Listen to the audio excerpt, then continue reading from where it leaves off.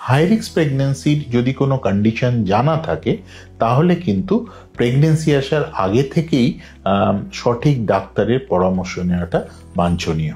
যেমন ধরুন আগের প্রেগন্যান্সিতে কোনো কমপ্লিকেশনস হয়েছে, বা ধরুন কোনো known medical problems in the mother আছে, অথবা ফ্যামিলিতে কোনো নোন জেনেটিক প্রবলেম বা ক্রোমোজোমাল প্রবলেম আছে, অথবা ধরুন আগে বাচ্চা পেটের মধ্যে মারা গেছে, বারবার মিসক্যারেজ হয়েছে, এসব ক্ষেত্রে কিন্তু প্রি প্রেগন্যান্সি স্টেজ থেকেই কিন্তু এই ব্যাপারটার ম্যানেজমেন্ট শুরু করাটা উচিত।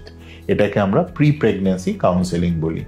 প্রি প্রেগন্যান্সি কাউন্সেলিংয়ের সাহায্যে পুরুষ এবং মহিলাদের বডিকে অনেকটাই অপটিমাইজ করে দেওয়া যায়, যাতে করে সাবসিকুয়েন্টলি প্রেগন্যান্সি যে কমপ্লিকেশনসগুলো হতে পারে মা এবং বাচ্চার ক্ষেত্রে, সেগুলো অনেক ক্ষেত্রেই মিনিমাইজ করা যায় অথবা প্রিভেন্ট করা যায়।